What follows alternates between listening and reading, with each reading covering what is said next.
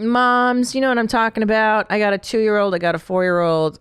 This doesn't always feel or look fresh. I'll tell you what I did today. I woke up, I did a Zoom training session, and then I had to hurry over here to record Where My Mom's At. And I was like, I don't have time to wash. That's why I use Batiste foam. I love Batiste foam. Why? Because it doesn't dry my hair the way dry shampoos can. And now it's easy to give your hair an instant refresh with Batiste foam. Batiste's new waterless cleansing foams gently moisturize normal or dry hair and leave you feeling and smelling fresh in less than 60 seconds, right? I mean, come on, who's got time to wash your hair? Now you can get it done in under 1 minute. I love that it's gentle, it moisturizes, you feel fresh, you smell fresh. Just one dollop gives your hair a rejuvenating fresh, whether it's just for you or a Zoom call. Batiste foam, to be you is refreshing.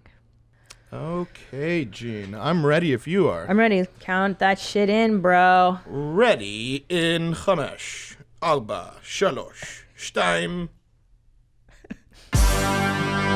Yeah, hey, yeah. Where my mom's at? Where my mom's wearing thongs, hitting bongs at? Raising kids, cleaning shits, need a long nap. Where my mom's at? Where My Mom's At podcast with Christina P. All right. Hello, moms, dads. With me today is the wonderful, the gorgeous, the fantastic, the Mrs. Dr. Susan Pinsky Drew. What's your name? Susan Seiler Pinsky. Susan Seiler Pinsky. Mm-hmm. This is the other half to Dr. Drew, and you guys have been married for 1,000 years. Yes, we have. How long is it? Like 28 this year. 28 years? Yes. That's amazing. And you have 3 beautiful on the 21st children. of July. Oh my gosh. Let me tell you guys something. Watching and listening, people tell Tom and myself that we are couples goals. Bullshit. Bullshit. Dr. Drew and Susan are couples goals because they've been together. And from what I can tell, I've known you guys now for a couple years, right? 2 or 3 years. And I think you really like each other. And we do. You have a good thing. Yeah, we do. Amazingly enough.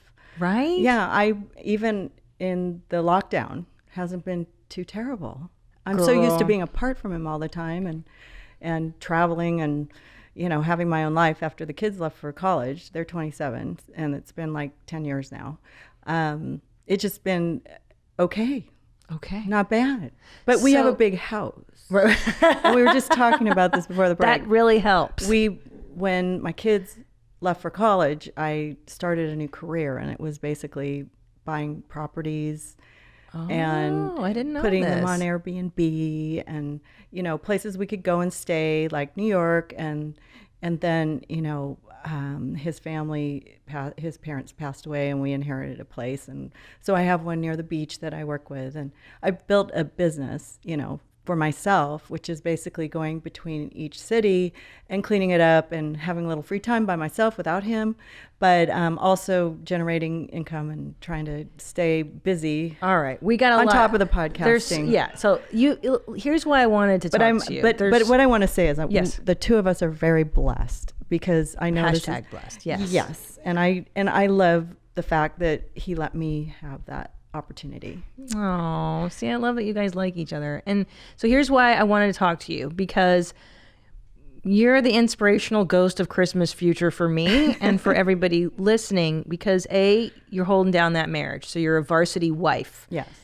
You've had triplets. By the way, I'm not saying that she had 3 children separately. She had triplets, went through the horrible suffering of IVF in the 90s, which is cray-cray. So then you essentially raised your babies, and now you've started this whole other existence as a business person. So you've lived all the lifetimes, and I want to suck all the knowledge. But first of all, Birkenstocks and Crocs. How do you feel? This is the most important topic on my show right now. I'm not a fan of the Birkenstocks. Thank you. My daughter wears those. And it kind of makes me a little crazy. But she's an uber feminist Brooklyn girl. Got you. And they're comfortable to wear in New York, so I get that. But there are cute ones if you have to do it. If you have to do it. Yeah. But you guys notice that sometimes you'll find a pink leopard one on Saks.com. I'm going to vomit. I'm going to vomit. Sometimes those work. If I had to wear them because my feet didn't fit in normal shoes anymore, and I started getting those knobs on the side of your feet, that kind of thing, you might have to. That's different. That's called, but you're saying it's a medical necessity at that point. Yeah. That's how I would. But do you guys see how rationalize gorgeous Susan is? Okay. Do you see her big naturals in this dress? Those are natural, guys. And notice she's been married for 28 years. Successful, beautiful, perfect. No Birkenstocks. Okay? Never. Let that be a lesson. I've never owned a pair. However, I did own some Crocs. I thought I knew you. But this was when the kids were really young, and it was probably in the different. 90s, right? Like when they first came out, and they were really cool because the kids could wear them too, and they didn't have to tie their shoes and stuff. Yes. And they were really good if you had to go outside and garden and slip on and off when you had to go inside and outside the house and chase kids or whatever. And they just had this durability to them.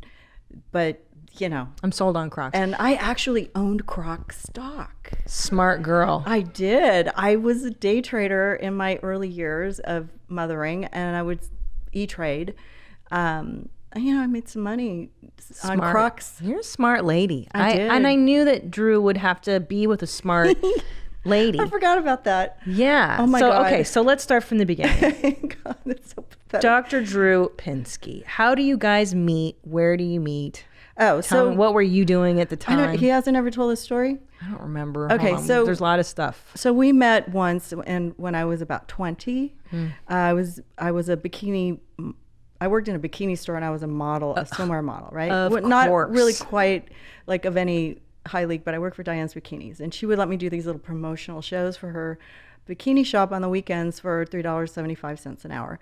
So I would take girls to like a bar or a sports club, and I'd say, come to Diane's, and then the girls would walk around with balloons. And I was at this place called McCormick's Landing, and this guy started hitting on me after the show, and he was wearing a pink Izod or whatever the one, like that. Yeah. And that sort of signified in Newport Beach a preppy dick. So he came and he goes, oh my God, you look like somebody I know. She's a model for Wilhelmina. And I said, yeah, I've heard that one before. And I walked away. So it was Drew. Hilarious. They were that was his line. He's like, hey, you look like some model you I look know. good to me. Yeah, and I was licking his chops. I had a boyfriend who a really bad relationship, just getting into it. And so anyways, 2 years later, I saw him again when I was working I had basically won a bikini contest called the K-Rock Bikini Search, and hilarious. They let me be the head bikini girl. Hold on, but put up that picture of young Drew. So this is Dr. Drew. This is pre K-Rock days. You just had that up, I'm assuming. Right. So I met him at K-Rock when we were doing a promotion. Did he look like this? Yes. Look at that. Look at that plumage. I Drew. know. Isn't he adorable? I mean, why do you guys look even better today? Like, it's crazy. He was sitting there like that in the corner in the studio, and I was coming in to do a bikini promotion for my shows. I did like 60 fashion shows for K-Rock, right? And we'd show up with girls, and I was managing models for a living. And I walked in, and he was sitting in the corner, and he had this big freaking medical book. It was like this thick in the corner. He was pretty much wearing that outfit without the jacket. Up. He was like he was advertising that he was going to make some scratch. You know what I mean? He's like, I'm a doctor, bitch. What's up? And I Can was I take dressed, your pulse? I just come from Newport Beach because I lived in the beach. And I was wearing pink striped pants, which is the color of love, by the way. Yes. According to my psychics. Of course. And like the white pumps with the socks with the little fringes on it. Hell yeah. What Remember year that is was this? 1984. Of course, dude. 84. Yeah. Good year for fashion. And I had a bustier, and I was Yeah, like you did. pink from head to toe, right? And I walked in, and I just looked as sleazy as ever. I mean, just, I don't know. But I'd had a rough day with the same boyfriend, and we were on the verge of breaking up. And I walked in, he goes, oh my God, it's the love of my life. And I went, oh, hello, and I sat down, and Poor Man, who was the host at the time. Yes, I remember Poor Man I've done from K-Rock. 60 shows with. I've worked with him. Okay, we worked together for many, many years, and 4 years actually. And I think he was trying to get Drew to help me out of this relationship on the side, because I was in a very abusive relationship. It was not a good one. So he said, well, I'd love to go out with you if you don't have a boyfriend. And I said, great. So about a week later, I didn't have a boyfriend. Okay. Because we got in a big fight and it wasn't pretty. And so I went to a bar and we met up and we had our first date. Aww. And so, but he tells the story that he had this reaction toward me twice. And it was the same feeling both times. And we didn't realize that we had met previously until about a year into our relationship, and he saw a picture that I had of that show, because it was sort of my breakout show where I got to be in a bar, with my girls. And he goes, who is that? And I was like, that's me. And he goes, oh my God, you were so hard on me the night I hit on you. Do you remember me? And I was like, oh my God, I'm so sorry. I mean, the fact that you two could remember each other from a year prior, like, I don't remember. No, it was like 3 years prior. Bananas. I don't even remember people I met last week, and you. Well, I got hit on in a bar. I felt, you kind of remember that, especially if they're good looking. Yeah. I didn't like the preppy guys in New York and Newport Beach. They were all kind of fake, and they used you, and they weren't like kind of douchebags. Yeah. Little did I know that was a bad decision at the time. I did go with the wrong move and dated this other guy, but I learned a lot from that relationship. Yeah. He's abusive as crap, and I learned, being a better woman was not a pretty thing. Yeah. So I really lucked out, because my next boyfriend was Drew, and then we and we had sex on the first date. Okay. Yeah. So. Okay, Susan. Yeah, because Susan Seiler. I just have to let you know. When I was living in Newport, it was Susan Sailor. Susan Sailor. Yeah. So wait a minute. So. Okay, but it's your first date at that bar. You guys meet at the bar, and you guys have only met like once before. And then we went out on a date, and then he sang opera to me, and then I realized that he had just gotten out of medical school, and he had a week off. Like, he had 1 week to do whatever. Yeah. So he went on Wheel of Fortune, and then he met me. He went on Wheel of Fortune. Hilarious. Okay. And I said, I think he started taking me home. He was singing to me in the car, which is so nerdy. It was just really funny. Did you like it? Like, were you swooning? I did, but he was a little flat. He was a little flat. And I told him that. and so we were driving back between Laguna Beach and Newport Beach, because he took me to Partners Bistro in Laguna, because his parents had a place down there that he was staying there with a friend. And so we're driving back, and I said, where are you going? I said, let's go to your place. So we turned the car around, and I walked in to this amazing little condo on the water, and I was like, this is perfect. I can do this. She was smitten. Oh yeah, I really, really liked him. Yeah. I really liked his intellect. I really enjoyed his conversation, and the fact that he listened, and that he was caring and and paid the bill, picked up the bill. Isn't that nice? Because I was buying all the food, up to that point. I was making a lot of money as a K-Rock bikini girl, okay? Really? I mean, come on. Seriously? Yeah, I was getting $500 a night on my shows. Okay. Yeah. Dang. Yeah, 1984. And, my overhead was like a phone bill and gas. That was it. And then in my house, but I lived, that was just a horrible place to live. But anyways, it was fun. It was my own. And so anyways, I just appreciated him giving me dinner. Which is really interesting lovely. Because it's funny, because you and I have a kind of a similar thing. Like, I wasn't dating abusive guys, but Tom was really normal, believe it or not, for me. Like, I know you were kind of emo. I know you did. Yeah. I was too in high school. I was a musician. I was kind of emo. Yeah. It's like, but then I fell into bikini modeling. Which is fucking amazing. After being a hairdresser, and then after being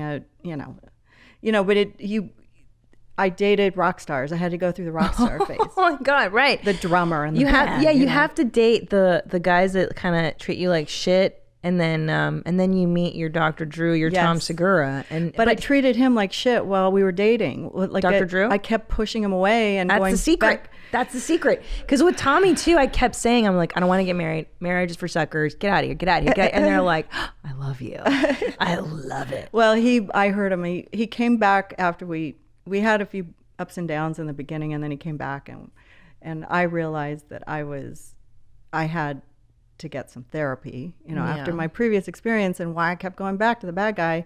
But he had stick with itness. Yeah, he likes you. I think he was so attracted. We had great sex. See, I mean, let's talk about that. It was so fun. So that's what I'm saying. Yeah. So and I understand once you have children, the desire to have sex is just like, I know, when they're little. Totally different story. Yeah, but I dated 7 years. You dated 7 years before you got married? And we broke up for like 9 months in between there. Oh, wow. And we got back together, and then he proposed. Okay, and let's look at the wedding photo, which is adorable. Oh, look at my niece. She's closing her eyes because I'm kissing. But look how smitten he is. I mean, he's so in love with you. Yeah, it's such a beautiful look on his face that day. I was shocked. I cried through the whole thing. You think you're going to look pretty on your... I was like, what? I know. Is that in Pasadena? This was at the Ritz-Carlton in Laguna Niguel, and there were about 100 people there. So gorgeous. Very windy. It was so windy in July, and thank God I didn't have a veil on, or it would have been up in the air. And but I thought, okay, this weather was so weird in the middle of July. It's blustery, windy, and I thought, okay, this was a sign of what was coming. Right? Right? It's very windy. That's I how my know. mother That's used Bonnie to say. Sailor. Windy. Cute. That's Bonnie Sailor and Chicken. Adorable. So there's your wedding, and now you've you guys so you dated for 7 years before you got you. That's why I was crying. Yeah, you're like, oh God, finally. Which is kind of nice because Tom and I were together for a long time, about 7 or 8 years before we had children. So I think that's really that's good. Cool that you can. It's smart. Yeah, you definitely have a lot of fun. It's the honeymoon was because I decided I wanted to get pregnant right away after our wedding. Look at these two. Okay, this was when the kids were about a year old. Oh wow! So I went from. Whoops! So this is in the wrong order. I'm sorry. Okay. So you made it. This is after the first year of having triplets, and I mean, you guys are happy. You guys look like you're still alive. Barely. I know. He looks great though. You guys. Okay. So this is when I got pregnant. So let's back it up. So you guys are married, and you decide we're gonna have children. So this is 23 weeks. Think about it. I know. Okay, I was huge already.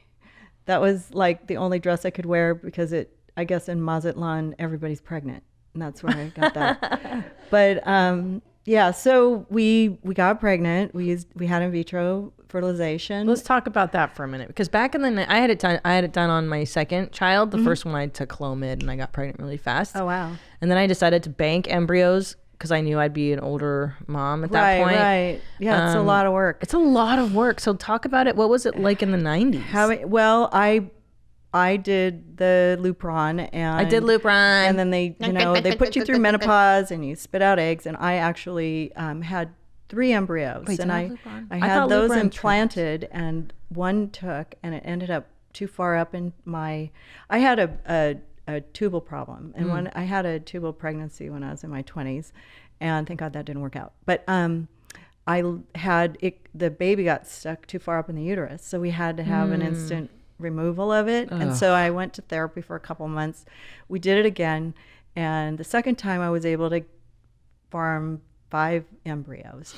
And in those days, they didn't really have this knowledge that they're going to have such an easy time getting people pregnant, especially like me, because I'm very white trash. And where I come from, you look at a man, you get pregnant. And I had worked my whole life to not get pregnant. Yes. And then I couldn't get pregnant, but I married a doctor and we figured it out, and boom, 4 took. Second round. Hold on.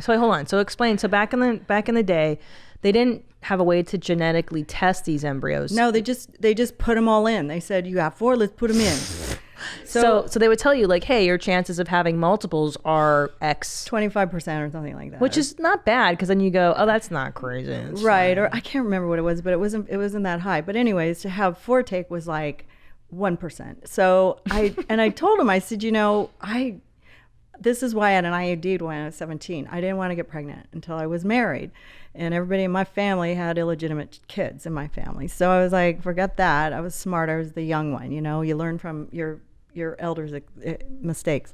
So anyways, they told us we had 4. Well, 3 for sure. 1 was there maybe. And they were, okay, now you got to think about taking it to 2. Because if you have 3, it's going to ruin your marriage. It's going to be impossible. And I'm like, dude, I'm pro-life. So this is not easy.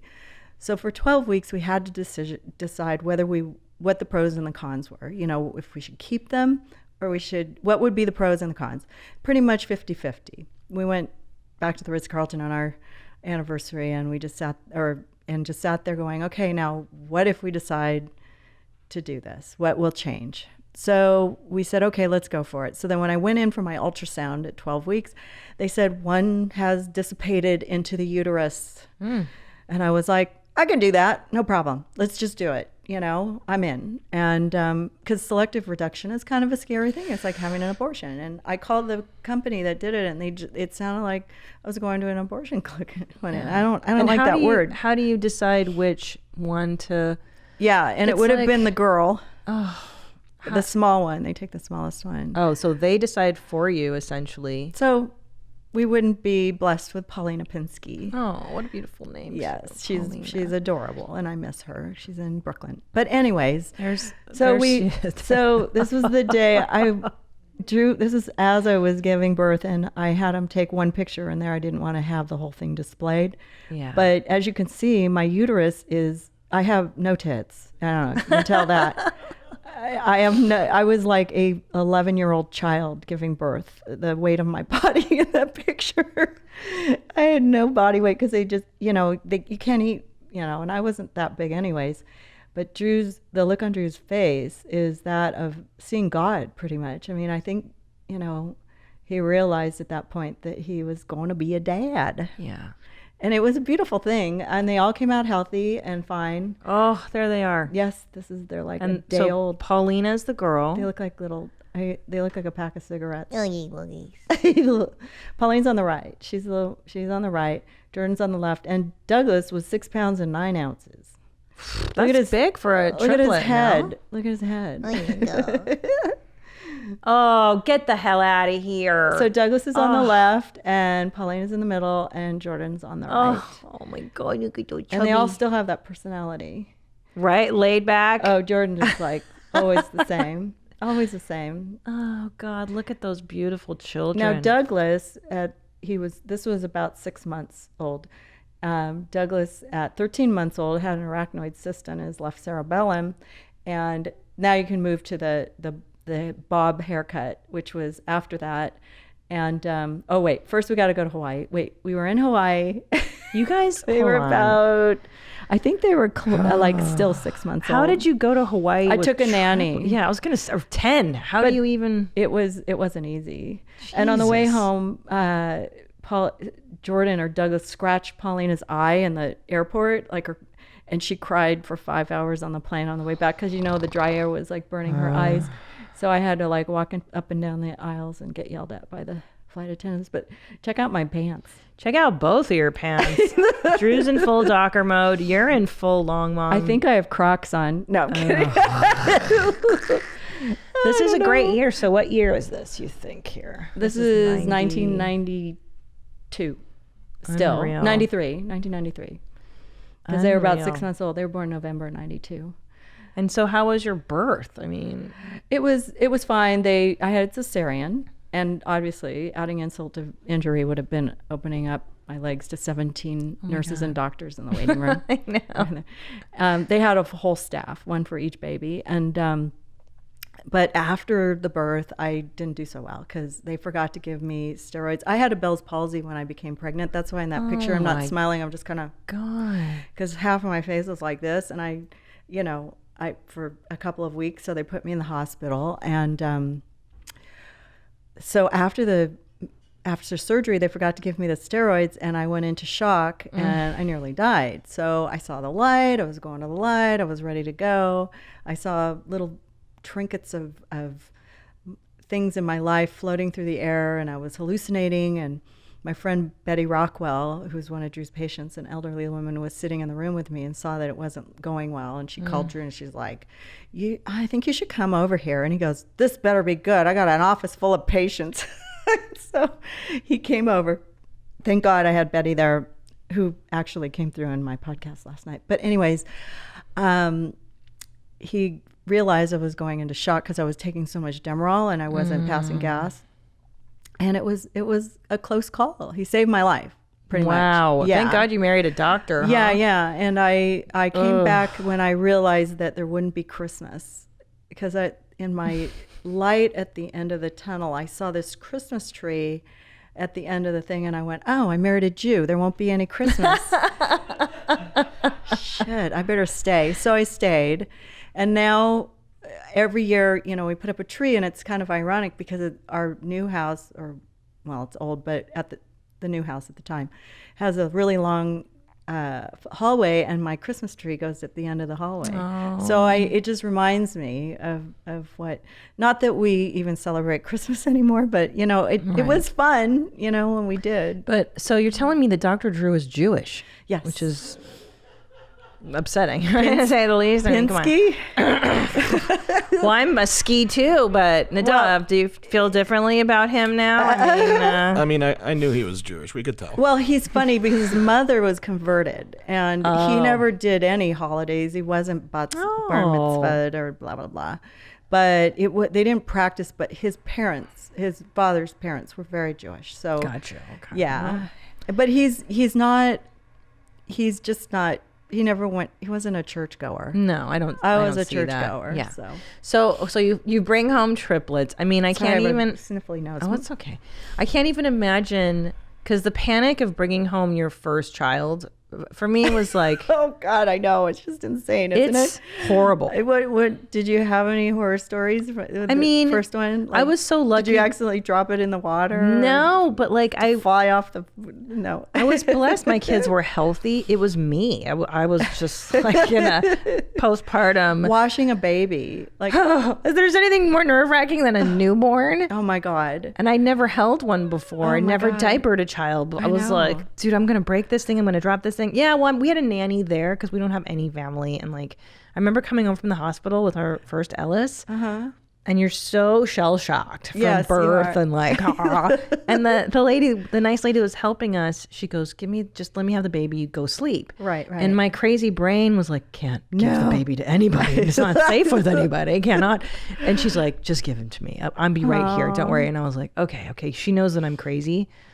But yeah, so triplets where you just... Well, I made a mistake of hiring home-assisted nurses from the hospital, and they sent me pretty much any random person, from I don't know. But the first nurse was good. She was this big Jamaican woman, and she showed up, and she's like, I'm going to take care of your baby. And she showed me how to wash him, and she's holding him, and we have pictures of her, holding the babies. And I'm just like, Jesus Christ, this is insane. And I couldn't really do much because I was recovering from a cesarean and then also almost dying like a week before. It's insane. I looked pale and thin, and I was like, And then I was trying to pump milk and blah, blah, blah. And I had no tits. I was like awful. Anyway, so did your milk come in? Did you have barely? It? But I'd have to pump it at 1 o'clock in the morning after having triplets all day, and finally after I think I did it for 10 days or 2 weeks or a month or something.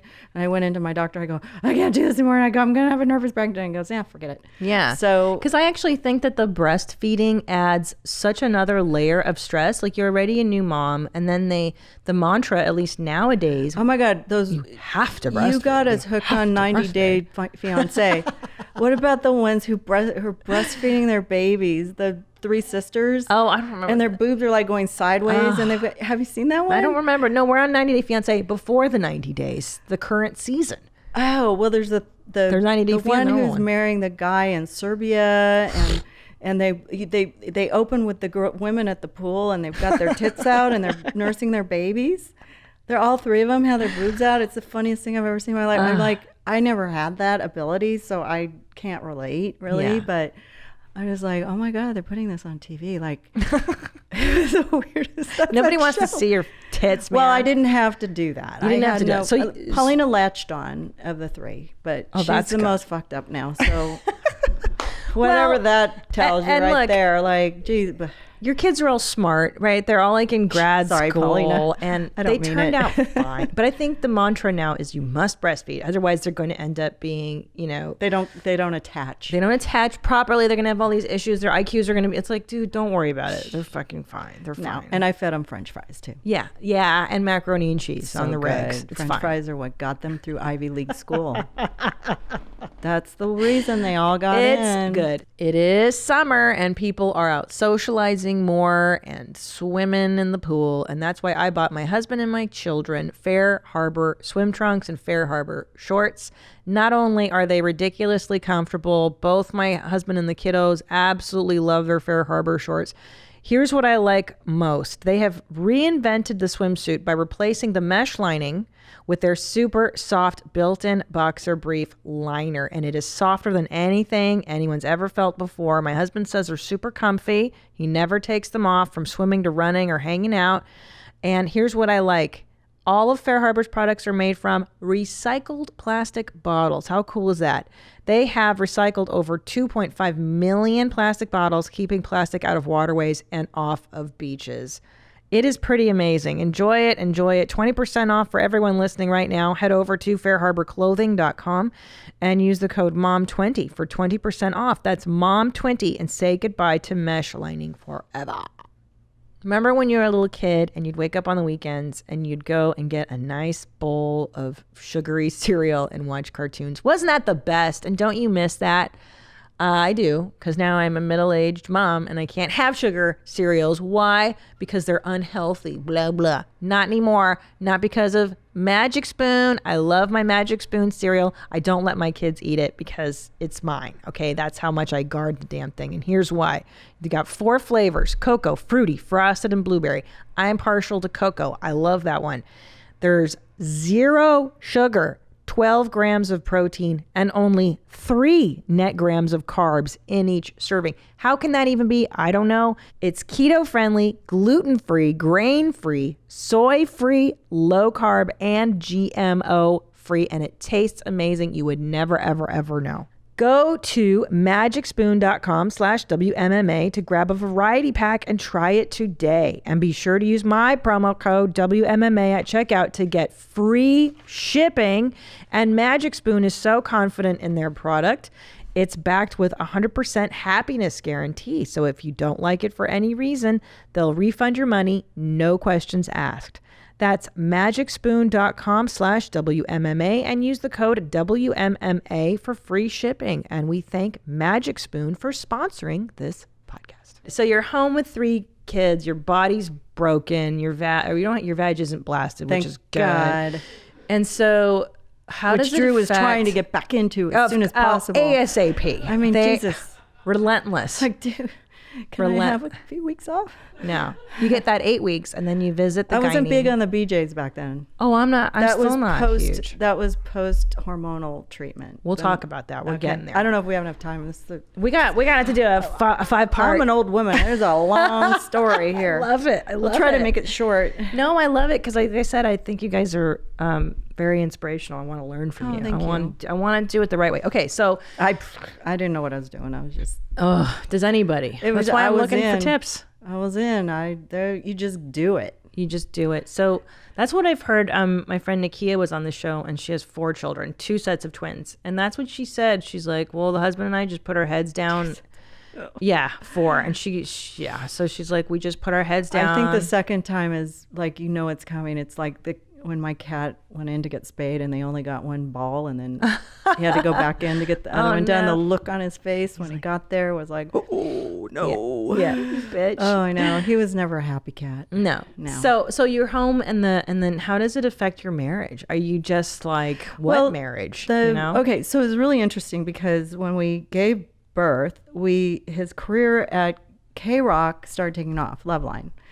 Love Which your show is the show. the perfect example of, you know, you Yes. guys have taken it to the new level. I'm so honored. I'm so honored because I grew up on Love know, Line, I and in know, LA, it I was know. a staple of my existence. But anyways, So, yes, go ahead. so I had worked with a poor man for 4 years. Could not stand the guy. Anyway, so part of the reason they aren't friends anymore. I know, I've heard stories. I take all the responsibility for that, by the way. But he's never come after me because I have some good dirt on him. Okay. But God bless him. I wish him nothing but the best. Anyway, so when he left and Adam came in and they got the TV show and they were going 5 nights a week, I was like, I think it was because they felt sorry for Drew. You know, he just had triplets. They're like, somebody's Let's got to pay this poor guy for all the years he's worked for free. Okay, Right. he worked Right, for free 'cause for radio, a long time. People don't know this, but there's not a lot of money in he radio. was going to make $100,000 a year, and we were like, woo! I spent most of that on baby furniture, by the way, and which was not good. Your hormones do something when you're pregnant. Yeah. You forget to not stop spending money. Yeah. But anyways, we made it through, and he was working, and then he went on tour with Adam, and he was out, and I was just like, okay, I need help. His parents were around; they're very supportive. His father, in particular, my dad, and also. We had help. We had to have a lot of nanny help, which, obviously not everybody is able to do that. And I knew a lot of triplet moms who couldn't do that. Oh my God. And I don't know how they made it, but I'm only one woman and I'm not going to say I'm as impressive as Drew. I was just hanging on. I was 30 bottles a day, 30 diapers per kid or day. And I was, we were whipping through that. We had a little schedule. We just went through, 3 years of pretty much hell, but he was building his career and he was just getting more popular, and he was busy and he was on tour and he was making money and I was spending it and the kids were That's the good part of them making money. It really isn't worked it? out time wise, you know what I mean? And I'm kind of an independent person. Yeah. He would come home. I put him in therapy during that period of time because he was a little aggressive when he would come home and he was confused with what was going on and he was, I don't know, he had some PTSD going on, so he got into therapy and that worked out really well. Good. And because I didn't have time, he had to do it for me. Right. And I had gone back to college late, so when I was about 27 to 30, I had some therapy while I was in college. So I was kind of fresh out of that, and I just graduated from college and was going to go to law school, and I got pregnant. So I was doing PR for local charities and philanthropies and stuff, whatever, on the side until I was too big to move, and that was it. But did you feel resentful towards Drew at all during those early years of him not being around so much? No. Wow, that's easy. That's I good. like my independence, and when I married him, I always knew that he wasn't going to change. And I knew him for 7 years, and I saw his workaholism in him. And I also I'm not really needy like that. But he's also, when he was home with the kids, he was always hands-on.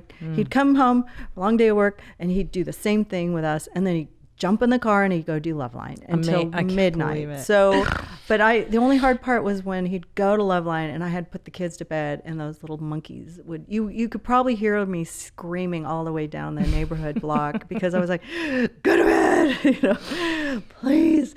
And they were adorable. My kids are adorable. They were amazing. We didn't have any problems. There they are. This is school age. Except for Doug was having brain surgery when he was 13 months. But they made it through that whole phase. And this we had a first day of school on the porch picture, which I never put all together in one area. I wish I had them all in order. No. I don't have time to put anything in order or write a book. Okay. Everybody's like, you should write a book. I go, when am I going to write a fucking book? Okay. I'm sorry. I'm too tired. I can't even, I just have to get through the day. But this is first grade, and they're just so cute, So cute. I think, or this was kindergarten, I think, because Jordan got into poly first, and he the year that the other two made it in, because it wasn't easy, Jordan got in because he drew fingers on a hand and could count backwards from 10 or something. Jeez. But he's a math major, so the other two were just like, regular kids. Yeah, but they were very excited to be together. Jordan wasn't really happy in the picture. He's kind of lying with that smile. You look at his eyes; they're a little squinty, like he's not really smiling. But the other two are really excited. Because he's Yeah. like, I have to share with them. He didn't like So it. do you have any mom hacks on young kids? Because right now, a lot of people are quarantined with small children. Oh, I know. I feel so sad. What about you? Like, I'm so sorry. Well, yeah. Well, I figured out some tricks. Okay. Number one, Amazon's your friend. Yes. No, yeah. And the hose. A lot of hose play. I've ordered a sprinkler, like silly sprinklers. Yeah, We do fun water stuff like balloons. that, Stupid yeah. shit. So like, do you have any ones that you remember? Not like a Like a regular mom. I'm a cool mom. Thank you. Yes, you are. You are. Okay. So until the kids were 3, we couldn't really take them out because there were all 3 of them. But how old are your kids? 2 and 4. Okay. So preschool was like the best thing that ever happened to me in my life. I have so much admiration and respect for teachers Oh my God, me too. and in institutions of education and being able to drop them off. And then they come back humans because they have a conscience, which they don't have between 2 and 3. Yeah, I was going to ask you that. Hits it about 4. Yeah, because my older boy, we were watching snakes eating rats, like on YouTube, and he laughs maniacally. And I'm like, yeah, and like this little piggy went to the market, this little piggy had roast beef, and this little piggy had none. He's like, why didn't he share his roast beef? Well, I And he also started know that he laughing. likes to put his hand in your butt Yeah, crack or something. yeah, the like hand that. in the butt, like, and Yeah, so you just can't react. You just have to kind of go, neutral. Yeah, yeah. that's the problem. I think it's funny. Yeah, and you're then I not like, encourage. That's a problem with being a comedian. Yeah. So he's not a sociopath. That's good to know because No, they he's don't. fine. That's normal. Little boys have that kind of behaviors. That's what they find interesting. As long as they're not drowning kitties or something. No. Yeah, that's good. No Okay. And if way. he loves animals. No, that's He collects snails. He's got 12 of them right now Oh, in like how a cute. case in the Aw. kitchen. Yeah, no, he's gentle as it's fuck. gross though. It's so gross. I know. It is so gross. We So- used to pour salt on them. I when did too. I was more sadistic I than know, he me is. too. I ate a grasshopper once when I was Oh. like 4 years old. How'd it taste? Terrible. Yeah. So you were okay with Drew? Yeah. See, because I got resentful of Tom touring. I think maybe because we both did the same thing for a living. Yes. So it was like, It's got to be great. hard. Yeah, you get to go and I have to stay home. Yeah. Well, there was a point where it was a little stressful. Like after a week alone, it was a little stressful. And I was just telling a friend how we were talking about spanking your kids. You know, have you ever spanked your kids? And somebody asked me, and I said one time I smacked Paulina. Because she didn't like the way I was braiding her hair in the first grade. She was about that age. And Drew had been gone for a week and she wouldn't get in the carpool. And the carpool person was waiting and everyone was going to be late to school if she didn't, because I braided her hair and she got, I don't like it. And then she, and instead of, well, what is really going on with you, Paulina? How Right. can I be of service? I was like, schmack. So then I had to tell the woman driving the car I smacked her. Then I had to call the school and tell her I smacked her and why I smacked her, because I could just hear her getting scolded. My mommy hit me this morning. Oh, right. And I felt so guilty. But here's the point. I was not a crafty person, but I don't know. We figured out ways. We'd take them to the park, or we'd take them to Disneyland, or we'd take them, but you can't do that now. No, parks are gone. That's what I mean. Like, I know. I used to just dump them at the park and let them go nuts. I know. It's so crazy. I feel for you. I think that it's an impossibility to not feel a little more likely to drink some wine. That's what I do. Yeah. Yeah, I was eating my feelings. I was shopping my feelings. Yes. And now I'm more drinking my feelings at night, but not a lot. That's okay with me. You can do whatever you want. Yeah. Are you drinking your feelings right now? I'm with you. Yeah. Yeah. Yeah, that's my go-to. I'm not. It wasn't eating. I've gained a little weight since they opened restaurants again, but it's Good. Yeah, but I'm not a workoutaholic like my husband. He's like Mr. Perfection. Can I tell you a story? I don't know if we've ever told you this, but yeah, look at these two. So Tom and I, This was, I think, what year is that? I don't know. You guys We are went to so Mexico with beautiful. some friends. Oh God, You guys are I was so ridiculously- sick on that trip. I got Really? really bad. I got mono. Oh, I've had mono. It's or terrible. something. But we had a good time in Mexico. Our friends took us, but we were probably married like 15 years. Wow. God, you guys get younger. Yeah, this was probably around the time he was on HLN and he had his, or Life Changers. Okay. Well, because in 2008, we had a honeymoon gift to go to the Montage in Laguna. And Tom and I went to the pool and we saw you and your husband. And you guys are fucking hot. We were like, Jesus Christ. Is that Dr. Drew and his wife and your kids? I mean, obviously we didn't say anything to you because you're with your And Douglas kids, was probably in the water bobbing up and down. He taught himself how to swim, and he would bob up and down in the water and scare everybody at the pool because he'd come out of the and go, and then he'd go into the water and he'd come up. He was like 3. He was like 3. It would like for hours, and everybody would be like, he's drowning. Oh my God. And one time we took a nanny with us to the desert, and she thought he was drowning and was yelling at the fence out at the Marriott pool and was running, and everybody at the pool jumped up and thought Douglas was drowning. Oh no. And then they got mad at me, and I'm like, oh, that's just how he swims. That's like, just let I him mean, do it. I was like, oh well, it's just I'm a triplet mom, I'm over it. Like, well, that's what I was going to say to you is that I feel like too maybe because now that I think the standards are so high for moms that you have to make organic meals. They have to. I know. Kids have to speak 10 we did. languages. I mean, I was extremely good at getting them to eat vegetables in their waffles. How do you do that? What's the trick? You puree carrots or broccoli or zucchini or whatever. Good. And you just mix it into the waffle mix, and you make the waffle, and you throw a little syrup on it, and they eat their vegetables. You guys hear that? They taste good. It's like banana bread or zucchini Varsity bread. mom shit right there, homies. Yeah. Mom hacks. There you go. That's some varsity mom. That's what I'm looking for here. I know. Sorry. That's what I want. I'm trying. You're doing great. I'm trying. Yeah. So nerve-wracking. Now, what I've learned. I'm sorry. You're doing great though. You're doing great. What I've learned too is that part of childcare is actually husband maintenance. Yes. I like to call it husband manipulation.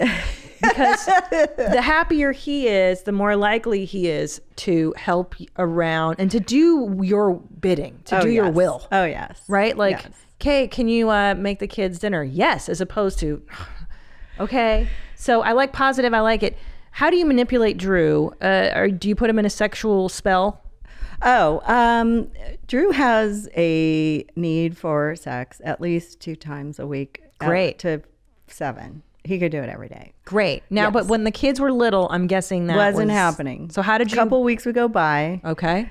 and I didn't really give a bit of a shit about it. Well, of course you're because I tired. my pussy was not in the mood anyways, and it was kind of dry and not. I was going through perimenopause. I don't know, whatever. Your pussy be dry. Yeah, whatever. It just wasn't working the same. It had the mom nervousness of a kid outside the room, and that's I had no orgasms for a really long time because it was like, okay, you're done. Okay, well, let's go. Because Douglas was always banging on the door. Yeah. Always Douglas. I don't know why. Yeah, but that never seems to deter my husband because we were banging the other day and Ellis was like, mommy, and I'm like, oh, my pussy's right. Yeah, like it's hard to and it does something Tom's to just you. like, I'm finishing. Shut up, like suck it. Yeah. So I would realize it when he would sort of walk with his head down, very sad and droopy, not his normal self, at the end of the bed and look at me and kiss me goodbye and go to work or whatever. And I was like, oh, poor guy hasn't had. And I would go, God, we haven't had sex in a week. And he goes, I know. Could you help me, please? What do you say? Milk me, milk me. Oh, you're doing ejaculate. I love that about you. Yeah, but it's so important for them. So I was pretty bad. I mean, I have to say I was not making, and I couldn't believe that he wanted to have sex every day. Like, dude, I know. I know one day I gave him bed. I said, I bet you can't do it every day. He goes, oh, yes, I can. So every night after Love Line, I have to have sex with him. And I was enjoying it, but it was like, 1 a.m. or whatever. And I have to get up at 6. Like it was weird. Our schedules were kind of weird because I had babies in the morning. But I understand it now that I have testosterone in my system. Let's talk about this. Yes. So I went through perimenopause when I was 45. Went on antidepressants. I was depressed. My kids were in high school. They're going through their changes too. So we're all raging lunatics. And just, why is it that when women go through menopause when the kids go through puberty? Is this right when you're... Yeah, I started going... I didn't realize it at the time. This was when I started it. And when I was 50, finally, after going to the doctor a million times and praying that he'd give me some hormone replacement, I found out about bioidenticals, which, and I'd gone through menopause more, and I got those implants, those bioidenticals, and I wanted to blow him every day. Wow. I was like, bring that thing over here. I'm ready. Bioidenticals. There's I don't know something what about is this? it. I don't Okay, understand. so you get testosterone and estrogen back in your systems because as we age, our testosterone goes away. Yeah. So I had complete zero testosterone. And so I go to the doctor, they make a little incision in your hip and they put these little pellets in so you don't have to remember your pills every day. Because I was taking pills and I'd forget them and then I'd have a hormonal crash and then I'd sweat all night and then I'd wake up angry and then I'd have to get up and take care of the kids and go to the ice skating rink and the baseball field and the football field and all the places in one day, and then wasn't happy, wasn't having sex. There was no way. You just don't, after living the day of a mother, you just there's nothing left. Yeah. I mean, at the end, like the happiest hour for us is like you put the kids down, finally they go down, and then you have that hour and a half until you have to go to sleep and then wake up at 6 a.m. and do it all over again. Right. And that's like the last thing I want to do after chasing the kids around all day. My biological clock is about noon to 4 o'clock. Like that's when I'm frisky. But at night when I'm tired, I'll do it if I have to. He's really, really got the puppy eyes, you know. Hold on. God, I don't know if I want to know this much about Dr. Drew. But I do want to know how to. He's a very passionate man. I know it. I love him as a brother, so I'm not sure I want to know. Yeah. Okay, so he's very randy. It does sound like Drew's got a very. I mean, he's a good-looking guy. He talks about sex every night on Loveline. Think about it. Like this is his job. True. And then he comes home. He's all warmed up. He's all cooked up. I'm falling asleep. Yeah. I would make a point of falling asleep before he got home, just because I was too tired. I knew if I stayed up, I'd be a wreck the next day.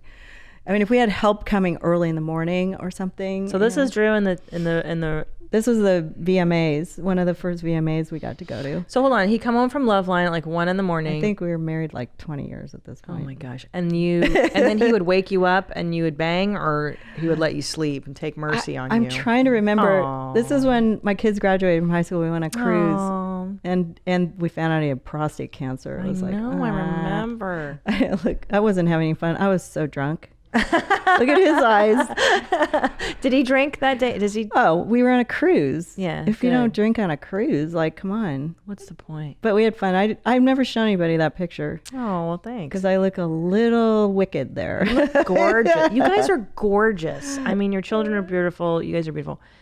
Well, this was like when I first started taking bioidenticals, and we were having great sex. And look how happy you are. You're like, I feel like a person. I know, exactly. Well, isn't that amazing that medicine... I was pissed I didn't get it when I was 40. Because if I had it when the kids were little and stuff, I would have had more energy. Yeah. We would have had a better sex life. I wouldn't have had to go on antidepressants because everybody just thought I was crazy. Right. But I was having menopause early. Oh, how did you know you were in early menopause? I didn't for like 10 years. I didn't really realize it. And I had to ask my aunt. My mom passed away. So I asked my aunt. She said she started at 35. So, but did you get hot flashes? Oh, I know. I don't know. I just had hot flashes, and then my periods were a little off, but I would get hot sweats all the time. And, okay. And my doctor would give me a handful of pills, and then I'd forget them. But the bioidenticals came into my life, and I recommend them highly if you don't have, cancer in your family. Oh, shit. What about non-Hodgkin's lymphoma? Does that count as cancer? Oh, God. Yeah, my mom had that. Shit. I don't know. You have to ask your doctor. Because, I would like to do that because I think hormone treatment is based on your genetics, and I don't have any kind of cancer in my past. Dude, you're like hardcore Eastern Bloc. Oh, I'm DNA. just so white trash. I love it. Yeah. Stray dog. Yeah. We're cockroaches. I love it. With the whole COVID thing, they were saying like people in Germany and the Eastern Bloc weren't getting it, and they were all surviving it. They were just like asymptomatic. Of course, because you are pussies. You are American pussies getting sick. Oh, that would be my grandmother. And then you have to drink vodka every day. Of course, that's it keeps what I you do. healthy. It helps. Keeps you healthy. The vodka. Yeah. We have the vodka. We put the garlic in the vodka. You get a cold. We put a little vodka in your glass. You drink that. You feel better. Keeps you strong. Yes. This is nature's remedy. I agree. So, okay. So the hormones, and it sounds like, see, that's what I like about you guys is that you put out. So you're saying it was a hormonal. Yeah, because I'm a firm believer in getting help from women science, need man. to take care of themselves and pay for it. Okay. Yeah. It's not covered under insurance, but you get your hair done, you get your nails done, go get your hormones done. Yeah. And your face. I just did filler for the face. It looks a little do puffy. whatever makes you feel good. Botox, You look great. I'm I doing know. it. I'm ready. I've been under quarantine. I have no lashes and no. I think I'm going to keep it though. You look gorgeous. I'm You going need to to watch do myself. I probably will definitely look at myself and decide after I see this show because I haven't had anything done for 3 months. And I was kind of when I turned 60, I lost like 8 pounds. I did the lips, I did the eyes, I had the lashes. I was really going to go out and live this year like it was 1999. Boom. And it was like, oh, you could just stay home and just watch yourself fall. And your hair grow and all your gray. And then you just, and then I said, I don't feel too bad. I mean, I gained a little weight. I could probably be a little tighter, but it's the pussy's great. Thank you. It's working. You hear that, girls? The pussy's great. Yeah. That's how she I don't kept know which Dr. camera I'm Drew. supposed to look at. Look at the pussy. They don't This have, is your camera. Okay. The pussy's great. Yeah. As long as the vagina's working, everything's good. Yeah. And Dr. Drew Oh, he loves it. loves your pussy. I mean, we make fun of it all the time, and he makes fun of my farts too. I know heard we've already you. talked I about- heard you're the queen of the farts. I think I've farted at least 25,000 times in front of him, and we've laughed every time Yeah. because it comes out in a different tune. A different tune. Yeah, but Now- the machine gun was the duck shooting experience. I heard that you had an early morning. It usually machine sounds like a duck, but then I ate duck, and then it sounded like a machine gun killing ducks. I don't know. We had a long discussion about that. Now, do you guys have an open door? Just in the morning when I wake up, like Well, that's why everybody has their best work. Yeah. It's hard to hide. That's when I have my hardest farts are in the morning. So do you guys do open It's door normal. policy on brown, or what's your brown policy? Well, it's changed over the years. I was a little bit, tighter butthole in the beginning than I am now. But I Meaning? don't like him to be in the room. When you take a It's brown. hard. Yeah. But after anal sex at 50, Hold on. the butthole thing changed. Is this going to be the teaser for the show? Can you just It isolate? is now. Drew's really mad now. Can you please just isolate her saying butthole after 50? That's our new drop on Dr. Drew After Dark. I'm better. I'm talking about Nadav. Yeah, you got That's going to be a new drop on We Dr. know. I hope. Oh. He told me to think what I was gonna say. I but love it. No, why? I Don't didn't. filter, I don't let filter. I let that one out. I let it out like a it- fart. You guys are horny. I couldn't control it. Well, see, can I tell you something? So it does appear to me that the secret to a happy, long marriage is kind of keep it horny. Yes. And because men really do need that approval. That's what I've learned from your husband is like, But it's he so says weird that when the it all of time. a sudden turns on and you have testosterone and you feel like a guy and you're happy like a guy and you want to go out and work out and lose weight and, make a living and build an empire and whatever. I mean, I've always been behind him, but now I'm feeling like I'm getting in front of him. Wow. It's like, Powerful. It's true. Powerful, Susan Pinsky. it's true. I love I'm it. the one who helped set up your podcast. I know. Okay, it was I my know. idea. Tom called me and I manipulated him into it. I didn't blow him or anything. Isn't but- it always us behind? Yeah. I know. And they all get the credit. Well, I was always behind. I didn't mind it because it kept me out there, like working behind the scenes and working with his management and helping him along the way and showing up on a red carpet. But now, he would love it if you and I would make the living and they could all stay home. And do you think so, though? Yes. Because I think Tom likes it when I bring home the bacon. He enjoys, like, there was one, like, we actually have a joke when I come home off the road and I would have a big check and I'd be like, here you go, Ike. Because I know that Ike Turner was, for those of you who don't know listening that are under the age of 40, Ike and Tina were the team, but Ike was the boss and, fucking I hit her remember and stuff. But I saw her in concert. Oh, she's amazing. They broke up. Don't worry, guys. Yeah, but, finally. But he liked it. He likes taking my money. Oh, and yeah. putting it in the bank and Right. whatever. But I think at the end of the day, Tom really gets a sense of purpose. And also, I think that kicks in when men have children. Yes. that need to provide. Yes. Like Tom goes into overdrive. Both kids, it was like, I gotta go out on the road. And I was like, great, go make the money. No, I kind of like something staying home. does turn on. Yeah, and it's not a bad thing to stay home while their kids and then you'll be back, but you'll get some of your best material from your kids too. Oh my God! And thankfully, I mean, thanks to the internet, like I can come here and spend an hour talking to you, and I've done it. I've done my job, and I don't have to get on a plane. Blah blah blah. Right. So it sounds like fucking is big, and I've heard that too from other people. It's important. Do you have any other wisdom? Like, how often do you fight? Sex has always been my thing, so I just want to put it out there. I really do think that the reason why he's with me is because I've always had sex with him. Right. But not you because dole out the beaches. It's not. I'm not the brightest bulb in the room. I'm not. I don't have Christina's intellect. Oh, no, I love listening to you guys talk. I'm more like. Kids, I mean, smart. I had a million jobs. I mean, I went to college. I was a history major, but I was just like, I just worked. I was a hairdresser and a limo driver and a. I just kind of. But don't you think all that stuff gives you more of an education? I can work for a living. I always loved to work for a living, but then I couldn't when I had kids, and I hated that. Of course. But I helped him. Of course. Supporting your husband when he's a successful person is more important, besides raising kids than most things. If you're supportive and you can help it get to the next level, which is pretty much what I did. Well, I think I've got a women, good PR sense. And women do. We do so much behind the scenes. Like Tom and I are team jeans. Yes. But people don't know who does what or whatever. But it is your job to support each other. And you don't get resentful. No, not that. I've never been a jealous person. No. He's been hit on 5,000 times right in front of me. Ooh, I was going to ask you that. I've been pushed out of the way and said, "Oh, let me take a picture with Dr. Drew." I'm like, dude, oh my God, at least I had to tell him one time, could you introduce me to somebody when you meet them? So I'm not just like out of the picture. Well, let me ask you that because Dr. Drew, everybody who knows that I work with him, every woman is like, he's adorable. Oh my God, I love him. I tell him I'm going to cream my jeans. Adorable. I'm like, and he's wonderful, but he's so how do nice. So you don't get insecure? I mean, listen, put it this way. A woman emailed me from New Zealand saying, I went to your husband's show in New Zealand and there was no line for the women's room because there were no women at the show.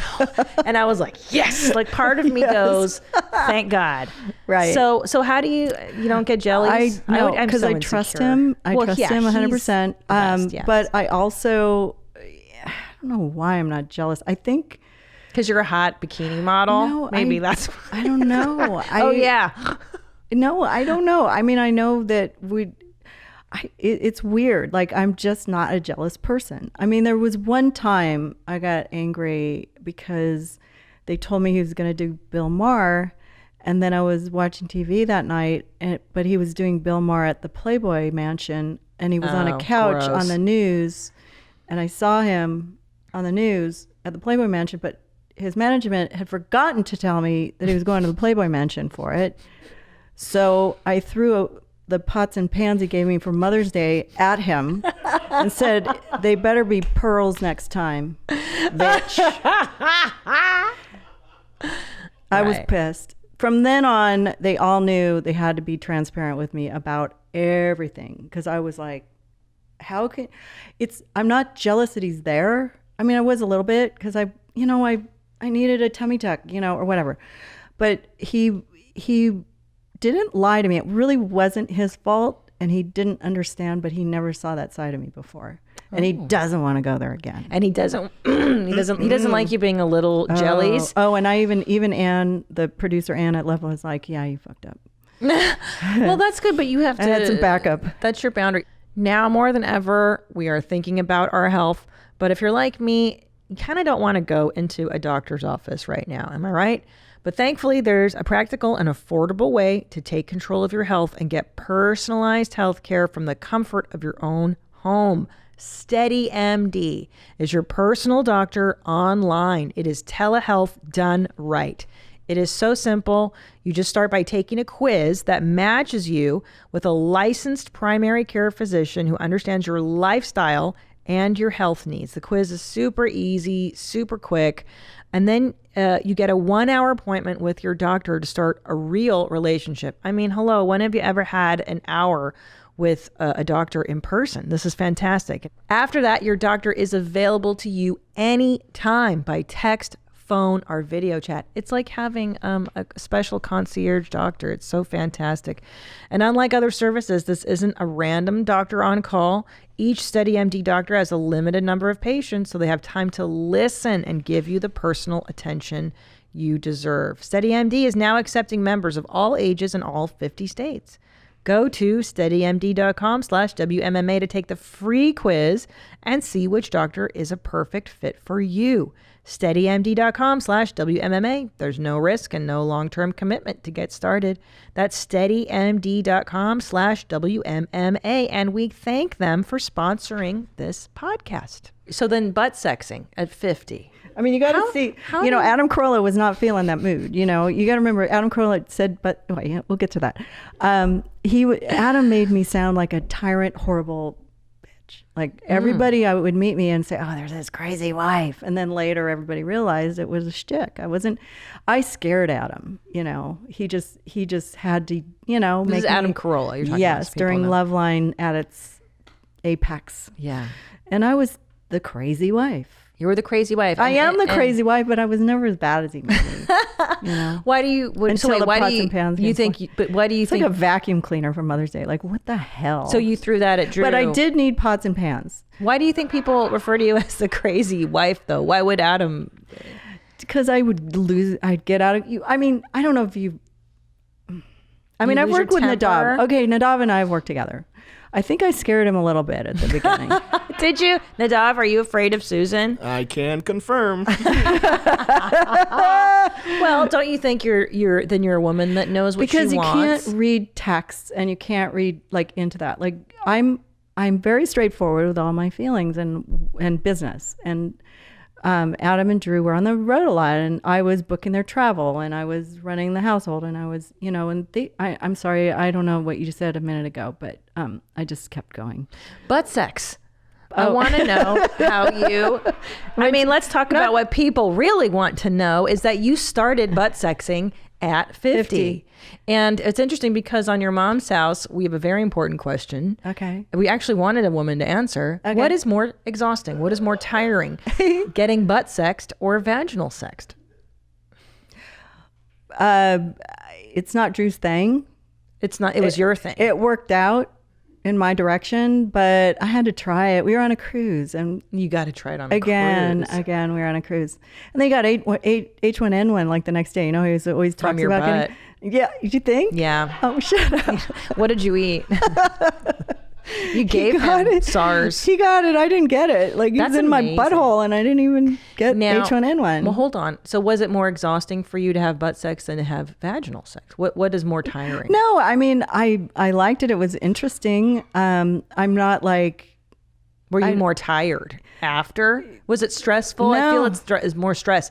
Did you enema yourself before? No. You just let it rip on a cruise? You've been eating all kinds of different buffets. I'm telling you, I have no problem with evacuating in the morning, and I've got a pretty clean colon. But did you bang at night? Did you butt sex or in the morning? Yeah, but you don't have a bunch of stuff waiting to come out at night.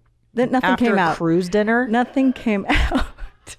After a cruise day? Yes, I just want to put it out there. I have a clean... You have a clean beehole. Mm-hmm. Okay. Yeah. I'm proud of you. I know if I'm a Dr. little constipated, I'm not going to go there, but okay. It's not really his thing. And guys, he will tell you that. You heard it here. Dr. Drew, anal's not his thing. No. And his wife has a clean beehole. Highlight number 2. You got it, guys. I know. Also, we're going to put that isolated on Dr. Drew After Dark. I know. He's going to love it. It's not his thing. Well, that's going to be the next t-shirt. Where's my "You shouldn't prolapse your anus" t-shirt? We sold out of those t-shirts, by the way. You did. I am very disappointed. I was trying to sell them. I thought we had a bunch of them, and they were like, "Oh, they're sold out." They're sold out. It's a good thing. There's still Dr. Drew After Dark t-shirts for everybody, just so you know. But we'll have a new one that says something about, But I did not prolapse my anus. You did not prolapse your anus. Congratulations. Thank you. And how brave of you I know. to do that at 50. I know. I mean, okay. So effing is important. I think you loosen up a little bit. Everything loosens up. I wouldn't. I'm not into the beehole. I'm think scared. here's the thing. It's kind of a porn move. It's kind of exciting. It's a dangerous thing for women to do because it's sort of it puts them down, because it's aggressive, and women like to be in control. Yeah. And also, some of us have no interest in putting anything in that place. And you don't have to. Yeah. It can be demeaning, but I thought it would be interesting, and it wasn't that bad. Now, hold on. You mentioned the power of the BJs. Is this something you use regularly to control and manipulate you? Or give me the power of the BJ. I want to say the only time that I was manipulative was when we were dating. Yeah. Because I wanted him to know that I was a sexual person. I knew he liked it. But I don't we do it a lot. If we have time, I try to fit it in. I love that. How often are you giving I'm home the a lot beach? now, so it's pretty easy, to pull some time together unless he's out doing things. But you know. Leanne Kreischer was on here, good friend Leanne, and she said that she believes a quarterly blowjob will cut the mustard. What are your numbers, just so that I can compare and contrast? Probably 2 or 3, maybe 4 times a week. Hold on. What? The guys in the booth are clapping. The guys in the booth are clapping. You guys heard it here. You start with breaking it, news. Dr. right? Drew gets 4 BJs a week. Is that no bad? wonder he's so happy. No, that's great, Susan. And he's Okay. in such good shape. He's so happy. If he doesn't get it at 2 times a week, he gets really frustrated. He likes it. This is the best episode where my mom's at. This is amazing. I'm sorry. I'm sorry. We share, have testosterone. My testosterone level is probably like 300 or something. and that's a lot. It makes you horny. Yeah. And So, I like doing it now. I swear. do you beach? Do you? I didn't really like it that much before. No, I don't. Do you blow to completion, or do you? That's like a little appetizer, and then you go into other. I mean, I can. He tries not to because he wants to. He wants to do give the it- other stuff. Yeah, he wants Yeah. me to be happy. That's what I'm saying. Like a Yeah. little. I kind of feel that the beach is great for an appetizer. Yes. And then, but how often? I'm just saying. I used to be before it had to be me first and then him. Right. But then I realized that if he goes first, I'm better than Yeah. It's more weird. exciting. It's like it's changed. Okay, now hold on. But how often are you giving just the beach, just solo beach? Well, to completion. That's what I'm talking about. he doesn't like to. He wants to have more. Got you. He's not into that. Okay. He gets close, but he tries not to. Okay. Well, you have to remember he had prostate cancer. He had a prostatectomy, and I'm going to make this really sad because I know we're running out of time. But when he No, we're not. We're just getting started. we were we were really concerned Yeah. with the fact that if the surgery went wrong, he wouldn't be able to have sex with me again. Oh my god. And we had just found this newfound hormonal bliss and anal sex or whatever. Maybe that's why we tried it. I can't remember, but we might have had anal sex because I figured if he could never have it again, I might as well try it once, right? Because that was like my first time. But then after the surgery, he was very excited to have an erection and to use it. I had to nurse him back to health, so to speak, every day at noon. Yeah, milk for like 2 weeks. Right. And I think I got into it, and I was milkings. actually happy to see he was able to do that again. So Yeah. I have a different outlook of it, now than I did before. You're like the milkmaid. Yeah, you learn, and you milk and, his and I nuts. read books and they said you gotta. This one book, this one doctor gave me said that you had to like give him a blowjob out of surgery or something. And I went to the new doctor because the old doctor wasn't very good. And I was like, do I really have to manipulate him when he gets out? He's like, no. Like, who wrote this book? Dr. Drew. Yeah. No kidding. No, I looked at it like a serious reason to get him back where he wanted to be. Because Right, it's a big deal. If you don't when he after he had the surgery, he couldn't really have sex that much. So I'd give him a blowjob and then he'd get me off, whatever. And we had a lot of toys or whatever. And he tried very hard to make me happy because he didn't want me not to be happy and then leave him because he couldn't get it's a really complicated. Gosh, it's so scary to think. Yeah. So you have to really, and every time I do give him a BJ, Yeah. I think about that. I think about how lucky I am that he can still get an erection, and some people lose it. And could you imagine the trauma? If you get a bad surgeon, you can just have to get one of those pumps. Oh, you don't even. And can you imagine? And you guys are very happy, and you're sexually happy together. And our kids had left for 4 years to the best babysitting center in the world, college. Yeah. And we were alone, and it was like, you have to have prostate cancer. We got about a year and a half out of it before he had to have the surgery, but it was a little bit of a daunting time for that, and I was concerned, and he thought I was more concerned about him being able to have sex with me. I was kind of pissed because now I wanted it and he wouldn't be able to do it, but we powered through. Yeah, you figure out other ways. No, and I think men don't really relate their, like, I got an email for you guys from a 15-year-old who said, "Hi, my name is Josh, and I'm 15, and I jerk off so many times during the day that I can't feel my dick anymore, and I just wondered if you could help me, Dr. Drew." So I forwarded that to you, Nadav. I don't know if you got that, but if he knew I'm the one that reads it. He's like, oh my God. And I read it to Drew. I was like, oh God. And Loveline over the years was penis line. I used to call it that because it was just every guy calling up and asking about his dick all the time. So I really understand it. I didn't get it as much until I grew my own dick. That is so interesting how because it really is kind hormonal. You kind of get a dick when you have testosterone. Yeah. Your clit turns into like a weird. What are we talking about now? Yes. Are you saying that you have a tiny peener down there? Yeah, I mean, when it's excited, it's weird. But that's testosterone. It's a beautiful thing. Right. It sounds like you're... And it makes you happy, I got to do Christina. this drug. I got to get on the You got to find out, because if you're lacking, it'll bring you back to life. And I think you're a little young, but I think that some women naturally have a lot of it, and some people just lose it earlier. Can I tell you, I feel I've always been aggressive. I think I have high testosterone anyways, yeah, probably. Because I'm very kind of an alpha bitch. But when that drops... Oh, I'll be so bummed. Yeah, you get all whiny and cry all the time because your estrogen. And also the estrogen comes into play too with the vagina. Yeah, so yeah, that's a big one. Listen, I've heard Sex with Emily a million times. So you've heard what? Sex with Emily, like she was on Drew's show forever, like she was on Loveline. Oh, right. It's like it doesn't bother me. I thought you were like, we have sex with Emily. No. And I'm like, oh, you guys. I would. She's pretty cute. Polying by. Okay, but you guys. Okay, so let's talk about what else. Hold on, but we do have to go. But okay. But I know everybody thinks it's funny that Drew gets a blowjob, and it is kind of gross to some people. But not gross. I mean, just because I know him as a human, and he just don't.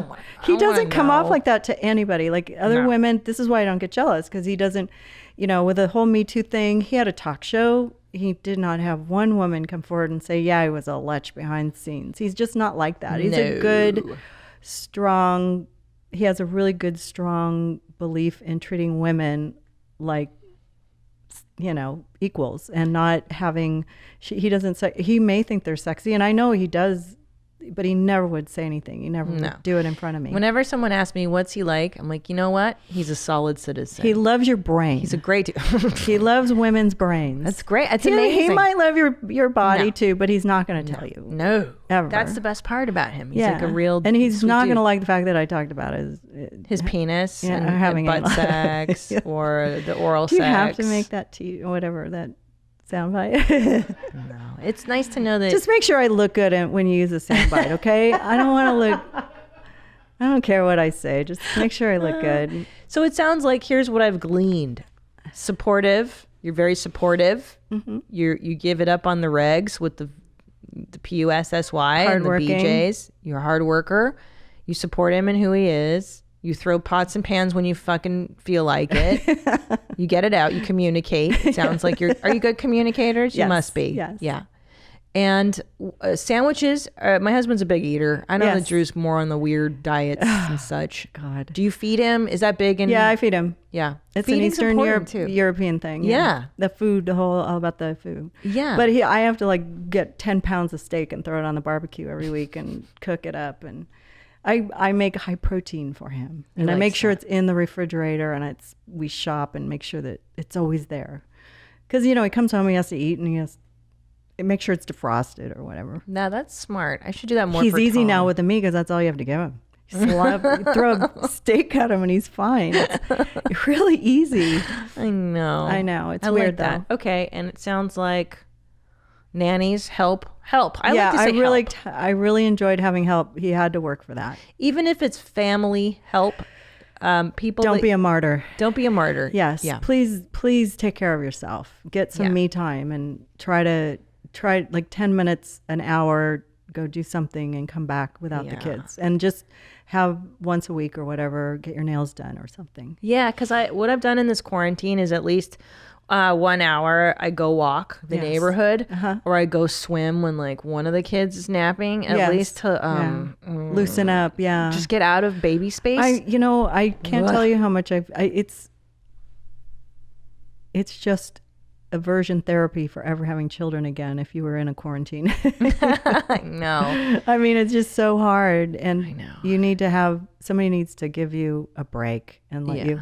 And the husband's the first choice, obviously, because emotionally they can sit with the kids. Just having somebody there that you pay isn't the same as a parent. No. So, when he would come home, I just go, listen, it's just really nice to have you here emotionally for the kids right now because I don't think I can take anymore after a week of it because they're just mommy, every direction.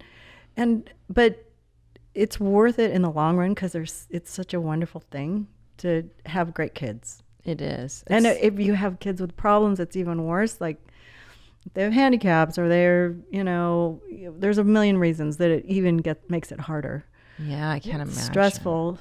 I'm not as patient as most. Like I know some women they're just saints. They're great moms. I don't think my daughter would say I was a great mom. Oh, why? But Drew would defend me and say, you know what? She had 3. Okay, you try to do it. And see how you feel. So I'm not saying I did everything right. I want to say that I tried my hardest and I supported my husband and he supported me. Yeah. It's good. That is good. I just think, but I got lucky with him. Yeah, you guys are both winners, but you're both keepers. And I think just being open to your kids too, being there as much as you can and being present and it's hard though. It's hard not to get keyed up when they're misbehaving or shit's going down. It's the end of the day. And they have their little tantrums and stuff. The tantrums and I didn't ever like that. I lost, well, first of all, I lost my sense of smell after changing so many poopy diapers. Oh, yeah. I don't smell dog shit. Like the dog could shit right in front of me and I wouldn't smell it. Like for a week. It's really weird. It burns your nose hairs after you've done enough. And then the other thing is, oh God, I had another good point. I can't remember what it was. What were we talking that's about? That's the most important one. Yeah. I lost, I can't really dual task. If somebody's like, mommy, I can't hear it. Because I used to do it so much in the car. Paulina got to the point where she has to go, Susan, to get my attention. I know. I told Tommy the other day, I go, I'm going to change my name to Daddy because nobody ever calls for Daddy. It's always mommy. I know. And you what the fuck? I can just keep focusing on whatever. And they're like, I've been saying your mommy like 10 times finally. Mommy. I don't hear it. I don't hear when other people's kids do it either. It's weird.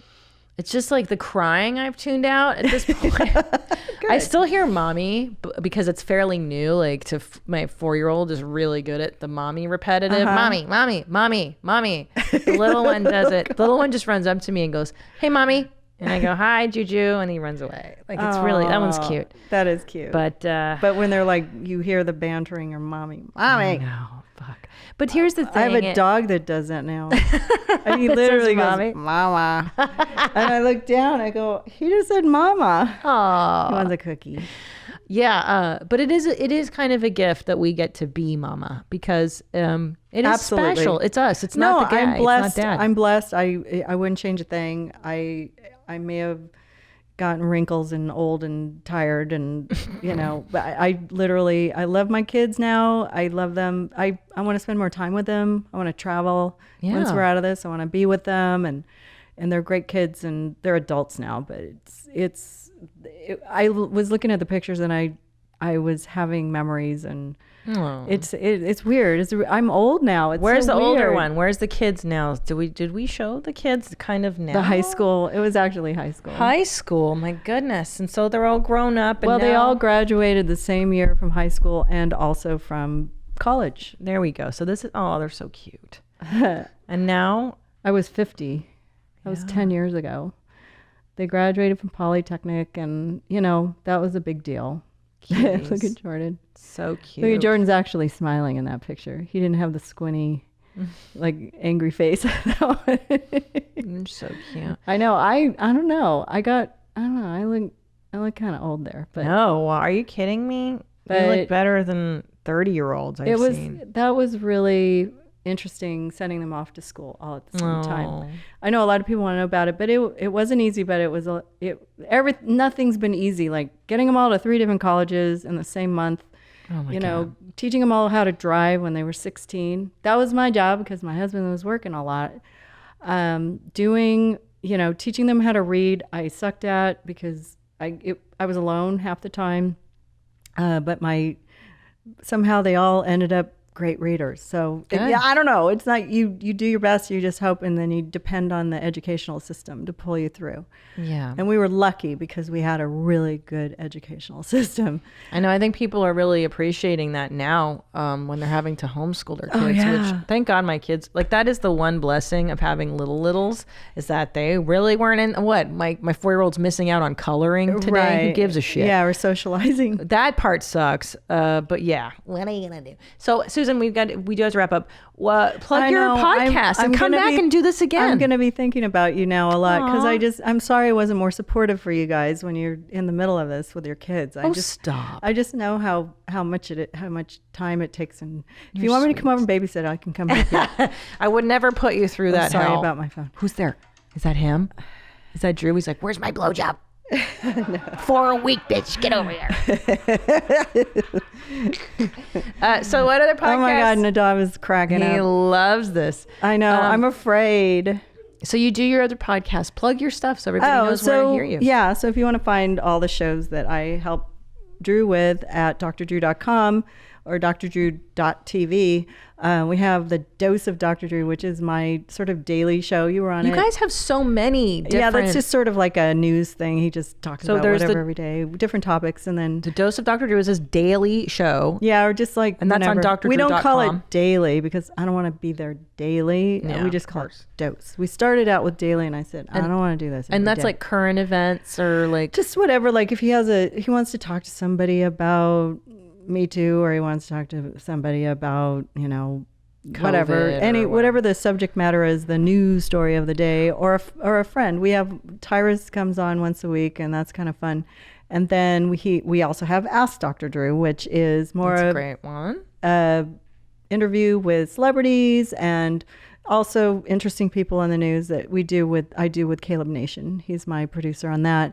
And then I also I'm bringing back my Calling Out with Susan Pinsky with my psychic mediums and astrology people. It's a fun show. I did Yeah. it. Like Yes, you Tom and did. I did it, and she knew about our little white dog, and she knew that my mother was crazy. Yes. I was like, And Tom hated every minute of it. He was so funny. He's just like, Bert Yeah. Kreischer liked it though, and Leanne. They're the ones that turned you on. Yeah. I met them, and they said, and Leanne was a little bit psychic. She said, you and Christina are going to become good friends. Yeah. And she was right. How much do you love Leanne? Oh, I love everybody. You guys are also great. Such a fun group.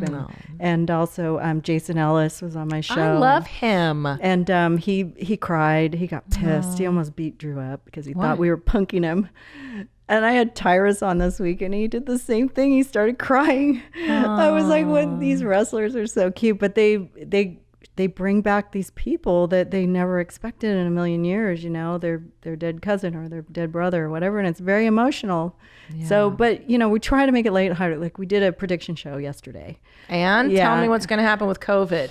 COVID is, well, according to schedule, and I think it's going to come back again in the fall. And it's also going to, and you have to watch my show on youtube.com/Dr. Drew. We just did it yesterday. That's the calling out one. Yeah, they're all on Drew's platform because it's been there for a while. Even Well, though it's your brand. People think that Drew's nuts for letting me do this, but they predicted that it would come back. There may be another lockdown, probably in certain areas, if it gets bad again. But then it'll get better in the spring, which I think after the vaccine comes out, it'll be a lot better. But they also, predicted like astrologically, there's some changes like December 23rd, things could change. So maybe that's when the vaccine will come out. The astrologist I'm working with is really interesting because he does everything based on astrological, shifting of the universe. And there was this big shift in March that ends in July, which is pretty much what we're going through right now. So depending on your sign, there's different things that happen on certain times of the year. It's really interesting. But I also have my clairvoyant mediums that talk to dead people. So how fun. And that's fun. all on Drew's channel as well. Yeah, I'm just bringing it up, but I'm producing that. So I'm not really I'm hosting it from behind the console because I don't have a sponsor yet if anybody wants to sponsor me. And there you go. Then I can hire somebody to do that. But it's been fun having a studio in the house. So yeah. And we've, it's since the lockdown, it's been a godsend. Yeah. Because Drew can work every day if he wants. Having him go from radio to daily podcasts has been really healthy for him. Yeah. And Willie's great at it and you're great at it. But we love your show. We love everybody here. We're so happy you guys came into our lives and we got to be a part of it. It's just incredible and I appreciate every, all the funny clips I get and it's fun. I mean, it's really fun. And and people send emails all the time and they also mention you guys on my live stream all the time and how much they love the show. I get my hi mommy all this time. And it's a beautiful, it's fun. You have invigorated Drew's podcast world. It's good. And he loves talking about sex and love and health and stuff. So. Well, he's getting the Photoshops made of him now on the gram. And that's when you've made it. Oh, really? In our audience. Oh, yeah. Once they start Photoshopping your face on pig tits or on Robert Paul Champagne's body. Well, there was one little picture of you and you had some nice boobies in it. That's how they love you. Those. I want to see those. You. I have to get back in the Instagram world. I've been a little busy, but we appreciate everything. Your team is amazing. And I love they you, are Dov. amazing. And don't worry, Dov, I'm not going to